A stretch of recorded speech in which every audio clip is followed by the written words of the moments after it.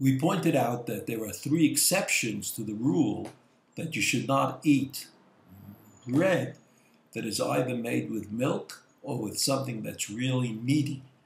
And those 2 exceptions were that if the bread that you bake has a special kind of form, if it looks different than the other kind of bread, or if there's some other kind of sign that indicates that the bread is made with milk, ultimately. There's a 3rd exception, and that 3rd exception is found in many poskim, and that 3rd exception is if the entire loaf of bread will be eaten in some period of time. So that if the loaf of bread is going to be consumed, it won't be left lying around from today to tomorrow. We won't know whether the bread is milchadic or not. Then you can eat it. But there is here a distinction because the Sfaradim, the Edot HaMizrach, insist that the loaf of bread should be eaten in one meal and in a short period of time and not leave the bread even for the next meal, which may be different. Milchiks or fleishiks may be different than the meal that you just had. But the Ashkenazim are not so makpid, they're not so careful about that, and for them, most Ashkenazic poskim say that you can eat the milchadic bread if you're going to finish it entirely on the same day. Needless to say, milchadic bread and fleishidik bread, have the problems of milk and bread, right? Milk, whether you are careful to use Chalav Yisrael, so of course the bread has to be responsive to that as well. When it comes to fleishidik things, there's a standard that you impose on the meat that you buy.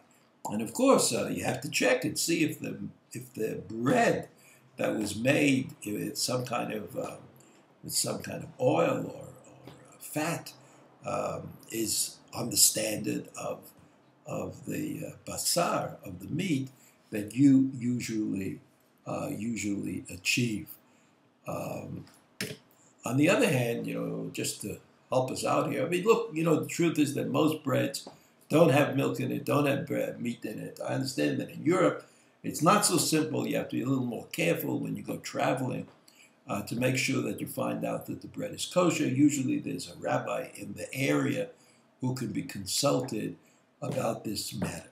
But this chumrah, this particular halacha, applies only to bread, but does not apply to cakes or cookies, right? Cakes or cookies, the theory was that cake and cookies are not usually eaten during the meal, right? It's not eaten when we eat the rest of the meal, so that's unlikely that you would eat the meat and the milk together, but you eat it afterwards. And even though we are careful not to eat milk after meat, but it's not quite as bad as eating meat and milk together at the same time. The bread is eaten with the meal, with the main part of the meal, which is the meat or the cheese, as it may be.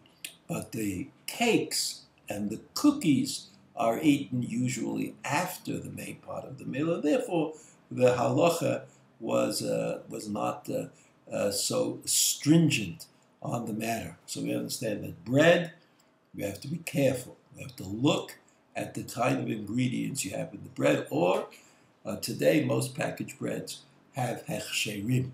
I think in kosher bakeries, they generally do not bake bread that is problematic, and so that problem is solved as well. If there's no choice, we've given a number of options for eating bread that is chalavi, in spite of the fact that the Shulchan Aruch doesn't want us to do it, but there are certain exceptional situations in which we are enabled to eat the bread.